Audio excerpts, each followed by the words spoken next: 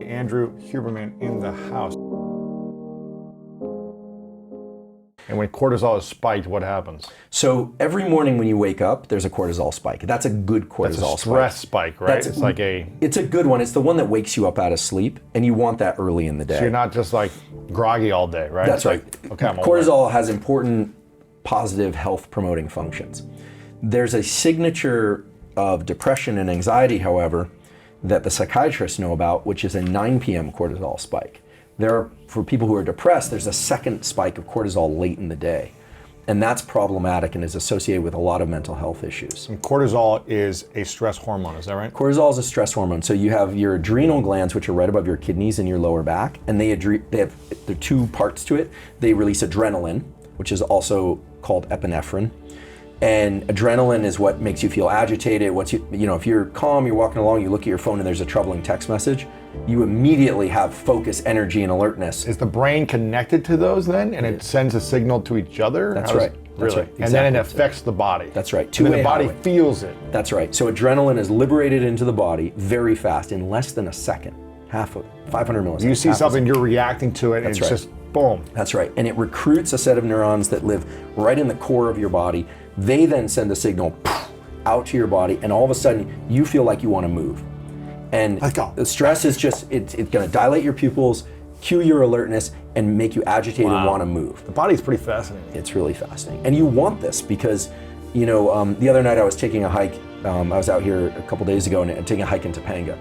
And I saw a shadow, I looked down, and it did move. It was a snake. It wasn't a rattlesnake, but still, all that happened in less than a second, right? And these are primitive pathways designed to get you to your alertness. My night vision is so-so, but all of a sudden I felt like I could see clearly, and that's adrenaline. Cortisol is a bit more slow acting. So when that adrenaline is up over and over and over again for days and days, cortisol starts getting liberated also from the adrenals. It comes from other places too, but mainly from the adrenals. And the cortisol system is an anti-inflammation system as well as an inflammation system. But it's both. It's both. But people, they give cortisone shots to football players, in the locker room for a reason. It blocks pain and all these things. But too much of it over an extended period of time does what? It can cause chronic inflammation. It can cause chronic fatigue. There is a debate out there. Most serious MDs don't believe in adrenal burnout. People think of adrenal burnout. There is something adrenal fatigue or adrenal burnout. So there is something called adrenal insufficiency syndrome, which is a real medical phenomenon where the adrenals are incapable of making these cortisol and adrenal hormones. But the truth is that you have enough adrenaline and cortisol in your body to last 2 lifetimes and 25 famines. We were built with a lot of robustness, right? This explains, the David Goggins of the world. We all do have that greater capacity that people talk about. The stress is very misunderstood because people think of stress as this ancient carryover that's very unfortunate. It kind of gets lumped with depression, like, oh, this is just a flaw in our design or something. But actually, stress is wonderful. It actually activates our immune system. So. Anytime you liberate adrenaline into your bloodstream, you also protect yourself against infection of bacteria and viruses. Because if you think about it, if we had to gather food and we didn't have it, and we had to then pack up and migrate long distances, you can't afford to get sick. And this is why people who work, and then rest, they usually get sick when they finally stop and rest. Really? Yeah, it's like the post-finals phenomenon in university, or after the season, or a game, or the caretaker thing where you're taking care of somebody who's ill and you're just work, or taking care of young children, and then you finally stop to rest, you go on vacation, and you get slammed with an illness. Why is that? Because you're being in your comfort zone now? Or because stress turned off. And adrenaline, so that the stress response recruits the immune organs of the body to release killer T cells. In fact, Wim Hof breathing, I know you're familiar with Wim, of doing 20 or 30 deep inhales and exhales, and also combined with some breath hold type work, exhale, hold, inhale, hold, is known to stimulate adrenaline release. And one of the better papers that's out there, scientific peer-reviewed papers, is a study published in the Proceedings of the National Academy of Sciences where they brought in 2 groups. One group did Wim Hof breathing.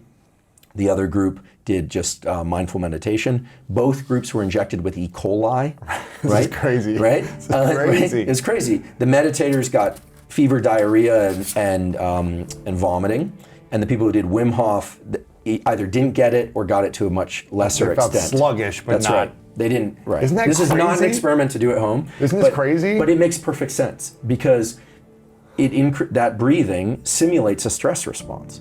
It stimulates cortisol and adrenaline, which signals to the protects the body. right, which signals to the thymus, the spleen, and the other, the nodes of the immune system to liberate killer cells.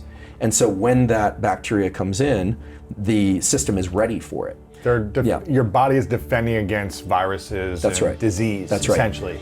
Going back to- When you create a routine of healthy stress. That's right. And we could talk about, we definitely you don't want stress on all the time. Sleep is really important, et cetera. But that stress response combats infection because it recruits immune cells. Now, I want to be really clear because there's been a lot of discussion about that study out there, most of which is totally wrong.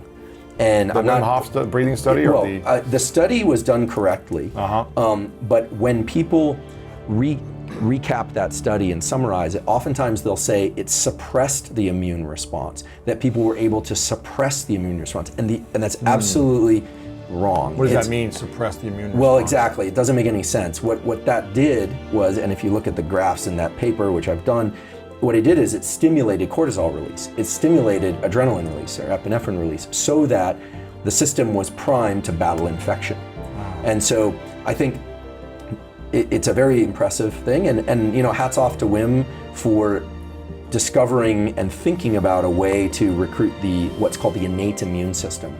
Before that study, it was thought that you couldn't really recruit the immune system in that way. Now, you don't have to do that breathing. You could if you like, but you don't have to do that breathing to recruit the immune response. What else could you do? A cold shower or an ice bath is another way to induce stress. Which is what he does too. Exactly. And so I think that, when you look at states of stress, cold water is one way to do it. The breathing that they do, that sort of Wim Hof breathing, is also classically called tumo breathing. It's kind of the opposite of the physiological side that I described, the double inhale exhale, because it's not designed to reduce stress. It's actually designed to increase your level of alertness. And it's interesting because a lot of people find great relief from stress by doing this tumo type Wim Hof intense breathing once a day. Now, the reason I suggest physiological sighs is they can be done in real time. You can get into the elevator and do a physiological sigh. You could also do tumo type breathing. In any moment you can do a... Right, exactly. Whereas the more intense forms of breathing are more of a practice that you do. Might take 10, 20 minutes. Right. What they tend to do, and what cold showers and ice baths and things like that do, is they raise the ceiling on your stress threshold. And what I mean by that is throughout the day and throughout the year, we're confronted with different things. Right now we're confronted with a lot of things. 2020 is the year of being confronted with stress of various kinds. The mind plays an important role in interpreting whether or not it's overwhelming or tolerable.